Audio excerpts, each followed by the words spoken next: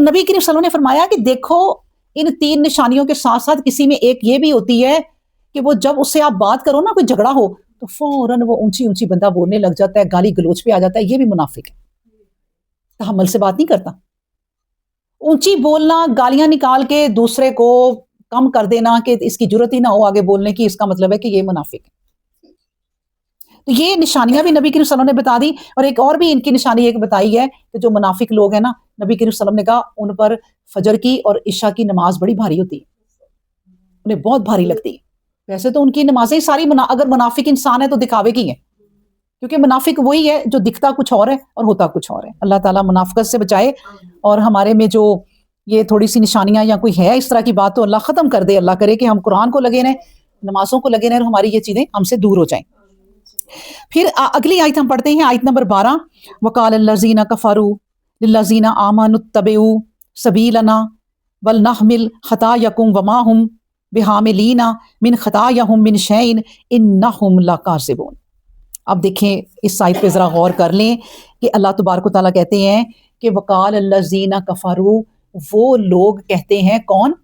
جو کافر ہیں، اور کیا کس سے کہتے ہیں؟ للذین آمنوا، جو لوگ ایمان والے ہیں ان سے کہتے ہیں، اور کیا کہتے ہیں؟ اتبعوا، تم پیروی کر لو، سبیلنا، ہمارے رستے کی، اب جس رستے پہ ہم ہیں تم بھی آ جاؤ، ولنحمل، تو ہم اٹھا لیں گے، خطایاکم، تمہارے گناہ، ہم پہ ہیں تمہارے گناہ، تم آ جاؤ ہمارے رستے پہ۔ یہ باتیں کرتے ہیں کہ ہم تمہارے گناہ اٹھا لیں گے، تم جو بھی خطا کرو گے ہم تمہیں معاف کروا دیں گے، وما ہم بحاملین، اور اللہ کہتے ہیں کہ وہ نہیں اٹھاتے، من خطایہم، کوئی بھی گناہ کسی کے نہیں اٹھا سکتے، من شیئن، کچھ بھی، ان گناہوں میں سے کچھ بھی ایک نہیں اٹھا سکتے کوئی گناہ۔ اللہ تبارک و تعالیٰ نے کہہ دیا، کیوں؟ انہم لکاذبون، کیونکہ وہ جھوٹے ہیں۔ اچھا، یہ پڑھ کے آپ کے دماغ میں کیا آتا ہے کہ یہ کون لوگ ہیں جو کہتے ہیں بھائی ہم تمہارے گناہ اٹھا لیں گے؟ آج کے زمانے میں بھی شرک کرنے، پیر فقیر، بالکل، جنہوں نے اسی بات سے کمانا ہے کہ ہمیں ڈھیروں ڈھیر بھائی پیسے دو، ہمارے بینک میں پہنچاتے رہو، ہم تمہارے لیے یہاں دعائیں کر رہے ہیں، تم نماز نہیں بھی پڑھ رہے، ہم تمہیں بخشوا دیں گے، فکر ہی نہ کرو۔ اور کئیوں نے اپنے خاندانی پیر رکھے ہوئے ہیں، وہ ہمارا پیر ہے نا۔ کئیوں کے گھروں میں آپ دیکھیں اتنے بڑے بڑے بابوں کی تصویریں لگی ہوئی ہیں کہ یہ ہمارے پیر فقیر ہیں، اور یہ جتی پشتی ہمارے پیر فقیر ہیں، یہ ہمیں بخشوا دیں گے، آج بھی ہے یہ۔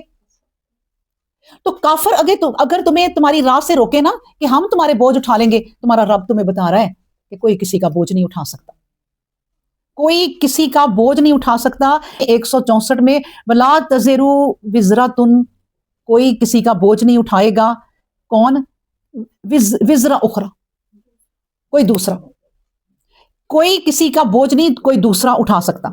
پھر اللہ نے سورۃ النحل میں بتا دیا، لِيَحْمِلُوا أَوْزَارَهُمْ كَامِلَاتٍ يَوْمَ الْقِيَامَةِ، قیامت کے دن کوئی کسی کا بوجھ نہیں اٹھا سکتا، پورے بوجھ یہ اپنے خود اٹھائیں گے، بلکہ ایک جگہ تو کہا کہ پورے بوجھ اپنے اٹھائیں گے، اور پھر کچھ بوجھ وہ اور بھی اٹھائیں گے، یہ آگے ہی ہم پڑھیں گے۔ بلکہ ہم ساتھ ہی پڑھ لیتے ہیں اگلی آیت ہے آیت نمبر 13، وَلَا يَحْمِلُنَّ أَثْقَالَهُمْ وَأَثْقَالًا مَّعَ أَثْقَالِهِمْ وَلَا يُسْأَلُنَّ يَوْمَ الْقِيَامَةِ عَمَّا كَانُوا يَفْتَرُونَ۔ اب یہی والی بات میں آپ کو بتا رہی ہوں کہ اللہ تبارک و تعالیٰ نے کہا البتہ وہ بوجھ اٹھائیں گے، وہ اٹھائیں گے أَثْقَالَهُمْ، اپنے بوجھ، سنیں ذرا دیکھ کے سمجھیں آپ اس بات کو، وَلَا يَحْمِلُنَّ، وہ اٹھائیں گے بوجھ، أَثْقَالَهُمْ، اپنے بوجھ، وَأَثْقَالًا، اور کچھ بوجھ، مَعَ، ساتھ، یعنی اپنے بوجھ کے ساتھ کچھ اور بوجھ، أَثْقَالَهِمْ، اپنے بوجھوں کے ساتھ، کچھ وہ اپنے بوجھوں کے ساتھ نا، جو ان کے اپنے بوجھ ہیں، اپنی گناہیں ہیں، اپنے گناہ ہیں، اپنی خطائیں ہیں، ان کے ساتھ نا کچھ اوروں کی بھی خطائیں اٹھائیں گے۔ وہ کون ہے؟ جن کو وہ کہتے تھے کہ ہم بوجھ اٹھا لیں گے تمہارے گناہوں، یہ بھی بات صحیح ہے، لیکن کچھ لوگ ہیں، اللہ نے کہا، ابھی میں نے آیت پڑھی بڑی پیاری، وَلَا تَزِرُ وِزْرَةٌ وِزْرَ أُخْرَى، کوئی کسی کا ذرہ برابر بھی بوجھ نہیں اٹھائے گا۔ یہاں پر اللہ تبارک و تعالیٰ کہہ رہے ہیں کہ کچھ لوگ ہوں گے جو بوجھ اٹھائیں گے، اور اپنے بوجھوں کے ساتھ کچھ اوروں کے بھی بوجھ اٹھائیں گے، تو وہ کیا ہوگا؟ دیکھیں، اب سنیں، اب اس بات کو آج سوچ لیں، سمجھ لیں، یہ وہ لوگ ہیں جنہوں نے کوئی بدعات پیدا کر دی، جو بدعتیں پیدا کی، نئی رسمیں کوئی پیدا کر دی، اور پچھلے لوگ ان پر چل پڑے. جب تک قیامت تک اس بدعت پر، ان کی بنائی ہوئی چیز پر وہ لوگ عمل کریں گے، اس کو جس نے یہ بدعت بنائی ہے وہ بوجھ ان کے بھی اٹھائے گا اور وہ بڑے بوجھ ہو جائیں گے. یہ بات اللہ کر رہے ہیں کہ اپنے پاس سے دین میں کوئی چیز نئی نہ بناؤ. پھر کیا ہوگا کہ جو تم نے کسی کو سکھایا ہے نا، وہ تمہارے بعد بھی مرنے کے عمل کرے گا اور تمہیں تو اس کے گناہ جائیں گے. بالکل اسی طرح جس طرح تم دنیا میں کوئی نیک کام کرتے ہو، کوئی نیک چیزیں کرتے ہو، جو قرآن پڑھاتے ہو، قرآن پہ چلاتے ہو، کوئی مدرسے نیکی سے کھولتے ہو، اس پر جتنے لوگ آ کے قرآن اور سبق پڑھیں گے نا، آٹومیٹکلی تمہیں اجر جائے گا. تمہاری اپنی بھی نیکیاں ہوں گی اور کچھ نیکیاں ان لوگوں کی بھی لے لو گے. دونوں چیزیں ہیں. اب دیکھیں قیامت کے دن نا ایک بندہ آئے گا اور اس کے پاس اس کی بڑی نیکیاں ہوں گی. اللہ تبارک و تعالیٰ کہیں گے بھئی نیکیاں اس کے پاس تو بہت ہیں، لیکن کوئی ہے جس کا اس نے کوئی حساب کتاب دینا ہو؟ ایک ایک کر کے لوگ آتے جائیں گے اور کہیں گے میرا اتنا حساب، میرا اتنا حساب. تو وہ کہے گا بندہ، اب اللہ کہے گا بھئی دو اس کو. وہ کہیں گے اللہ میں کہاں سے دوں؟ اس وقت تو نہ پیسہ، نہ سونا، نہ چاندی. دنیا میں ہوتا تو میں بینک سے نکال دیتا، اب میں کیا دوں؟ وہ اللہ تبارک و تعالیٰ کہیں گے اس کی جو نیکیاں پڑی ہیں نا، فرشتے تول تول کے اس کی جو اس کے حق مارے ہوں گے، جو برائیاں کی ہوں گی، اس کو وہ نیکیاں دے دیں گے. اب لینے والے ابھی ختم نہیں ہوں گے، نیکیاں اس کی ختم بھی ہو گئیں.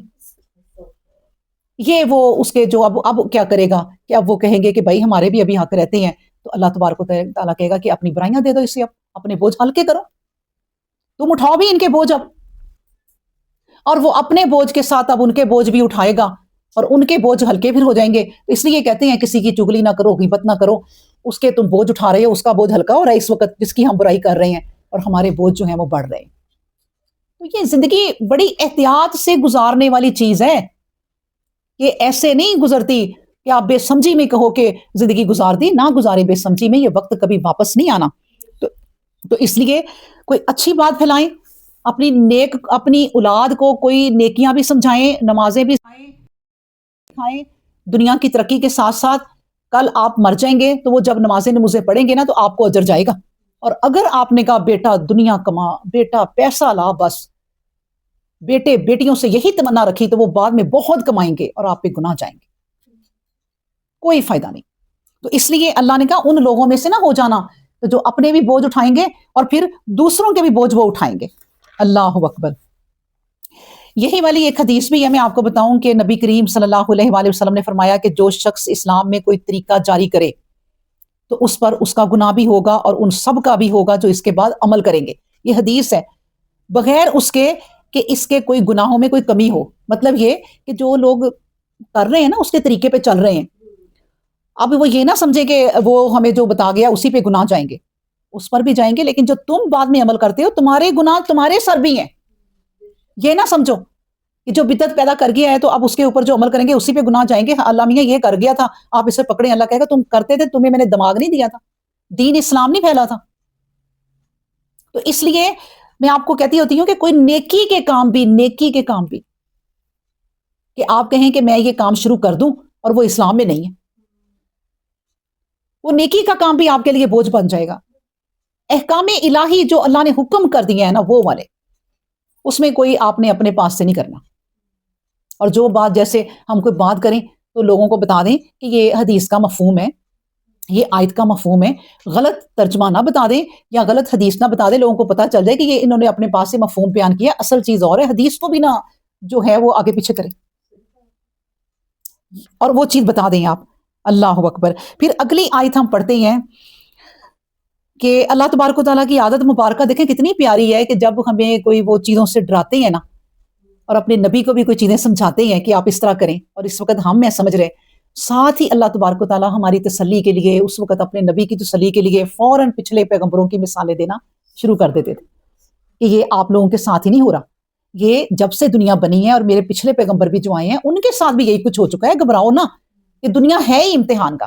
تو فوراً کہا دیکھو وَلَقَدْ أَرْسَلْنَا نُوحًا إِلَىٰ قَوْمِهِ فَلَبِثَ فِيهِمْ أَلْفَ سَنَةٍ إِلَّا 50 عَامًا فَأَخَذَهُمُ الطُّوفَانُ وَهُمْ ظَالِمُونَ.